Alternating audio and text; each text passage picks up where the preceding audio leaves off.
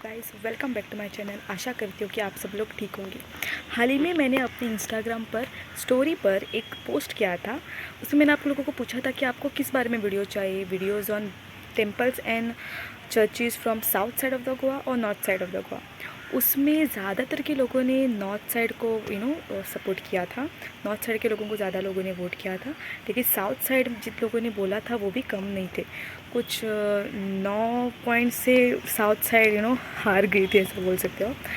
लेकिन अभी आप लोगों ने साउथ को नहीं बल्कि नॉर्थ को अगर जाने के लिए कहा है तो I will go in north only. और मैं भी नॉर्थ में ही रहती हूँ तो मुझे नज़दीक भी पड़ता है। तो आज का दिन है आषाढ़ी एकादशी। आषाढ़ी एकादशी मतलब विट्ठल जी की भक्ति में रम जाना।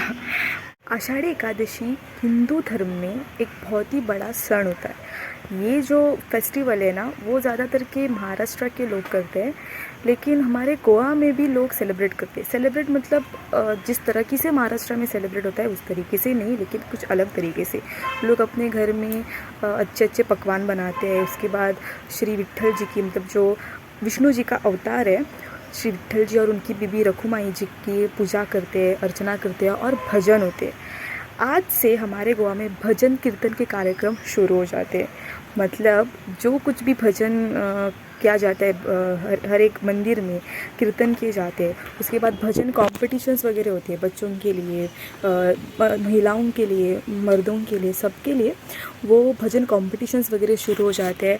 और उसके बाद पंजिम में बहुत सारे कार्यक्रम होते हैं और बहुत सारी सिटीज़ में भी कार्यक्रम होते हैं, लेकिन वो सब स्टार्ट होते हैं आषाढ़ी एकादशी के बाद। अभी आज मैं आपको दिखाने वाली हूँ विट्ठल रुक्माई जी का एक मंदिर, जो मेरे बचपन से बहुत पसंदीदा मंदिर रहा है और मेरी बहुत सारी यादें भी जुड़ी है। तो let's go, will see that temple.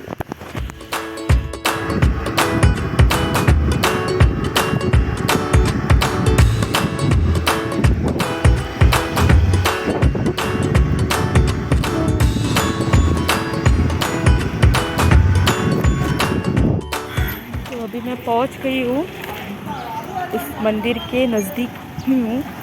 तो एक्चुअली मैंने आपको बोला था कि इस मंदिर से मेरा कुछ लगाव है, मैं जुड़ी हुई हूँ इस मंदिर से। तो बात ऐसी है कि पंजिम के मला के महालक्ष्मी टेम्पल पर मैं बचपन में भरतनाट्यम क्लासेस के लिए जाती थी।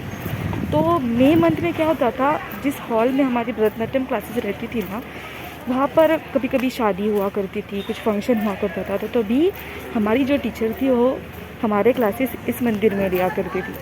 मुझे यहाँ आने के बाद कुछ यादें भी मेरी ताज़ा हो रही है, जैसे कि मैं अपना टिफ़िन भुला करती थी, उसके बाद पापा लेकर आते थे एंड ऑल। क्योंकि इस मंदिर का जो हॉल है ना, वो बहुत बड़ा है। यू कैन सी, वेट, ये है वो मंदिर श्री विट्ठल रुक्माई जी का। और आज एकादशी, इसलिए ये सारे लोग बैठे हैं फूल वगैरह लेकर। और बारिश भी देखो रुक नहीं रही है, बेचारी की छतरी वगैरह से उल्टी हो रही है। Let's go.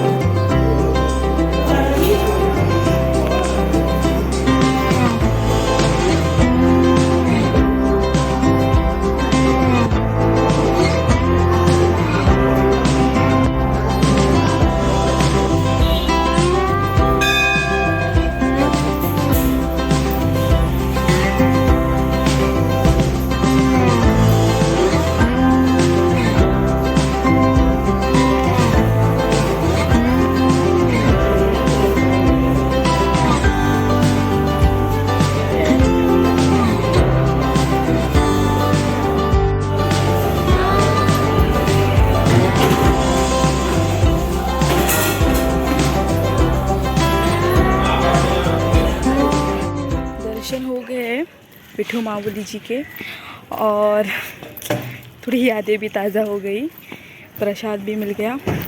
लेकिन अभी घर नहीं जाने का। अभी मैं आपको दिखाऊंगी एक नॉर्थ साइड की चर्च जो कि बाम्बोलिम में है। और उस चर्च का जो क्रॉस है वो बहुत ही होली है, वो बहुत ही रिलीजियस है, ऐसा माना जाता है। और उसका एक मीनिंग भी है। वो क्यों वैसा है वो मैं आपको वहाँ पहुँचने के बाद बताऊँगी। आप देख सकते हो मैं पहुँच गई हूँ। ये चर्च है, चर्च का नाम है होली क्रॉस श्राइन। और मेरा मास्क एकदम भीग गया है और बारिश भी शुरू हो गई है। बारिश का समय है तो बारिश भी शुरू होगी, क्योंकि इंदौर में बहुत ज़्यादा बारिश हो रही है गोवा में। और आज संडे है, संडे होने के नाते आज संडे यहाँ पर शाम के 5 बजे मास होता है, तो अभी मास के अंदर तैयारी हो रही है। ये जो क्रॉस है ना, वो क्रॉस बाम्बोलिम के एकदम सेंटर में, या फिर अगर आप साउथ के साइड से आ रहे हो तो आपको शिरदोना से स्लोप लेना पड़ेगा। वहाँ से स्लोप लेने के बाद आपको ये क्रॉस मिलेगा। अगर आप नॉर्थ साइड से आ रहे हो तो आपको पंजिम से स्लोप निकाल कर पहले GMC मतलब गोवा मेडिकल कॉलेज आएगा, उसके बाद कुजिरा कॉम्प्लेक्स जहाँ पर ज़्यादा कॉलेजेस वगैरह रहते हैं वो आपको मिलेगा, और उसके बाद ये क्रॉस मिलेगा। अभी ये क्रॉस की अहमियत या फिर इसका इम्पोर्टेंस बहुत है। बहुत लोगों के पास बहुत कहानियाँ होंगी, लेकिन अभी ये जो एरिया है ना, इस एरिया में ज़्यादातर के हॉस्पिटल्स है। ओके, हॉस्पिटल बोलते ही हमको एक अच्छी खबर भी सुनाई देती है, एक बुरी तरीके से भी हम सोचते हैं। तो ऑब्वियसली हमारे अच्छाई में, हमारे बुराई में हम भगवान को याद करते ही है।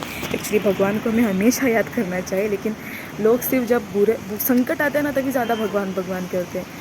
तो वहाँ पर हॉस्पिटल में जो लोग, उनके कोई भी एडमिट वगैरह रहते हैं, या फिर कुछ भी उनका ऑपरेशन रहा हो, या फिर किसी की डिलीवरी हुई हो, तो ये यहाँ पर मन्नत मांगने के लिए आते हैं। वो बात है ही, तो वो भी है, लेकिन बहुत अलग अलग जगहों से, गोवा के अलग अलग जगहों से लोग ग्रुप करके इधर आते हैं। और वो बाहर इसका चर्च का जो फ्रंट पार्ट है ना, वहाँ पर उनका बड़ा क्रॉस है, वहाँ पर आकर प्रेयर करते हैं, ग्रुप में प्रेयर करते हैं, सिंगली प्रेयर करते हैं। बहुत अच्छा प्रेयर रहता है। मतलब आप एक श्रद्धा रहती है भगवान के ऊपर, एक मतलब आप अगर भक्त हो ना, आप भगवान के ऊपर विश्वास करते हो ना, तो आप अपने आप ही खींच के चले आते हो। तो आज 5 बजे यहाँ पर मास होगा, और मैं भी उसमें थोड़ा पार्टिसिपेट करूँगी। तो अगर मुझे अलाउ होता है अंदर दिखाने के लिए, मतलब किस तरीके से मास किए जाते हैं, कैसा है, कैसी है ये चर्च, तो मैं आपको ज़रूर दिखाऊँगी। तो अभी चर्च का मास ख़त्म हो गया है और अंदर वीडियो नहीं निकाल सकते हैं, तो अभी मैं जा रही हूँ, वो जो क्रॉस है वो आपको दिखाऊंगी और उसके भी दर्शन लूँगी।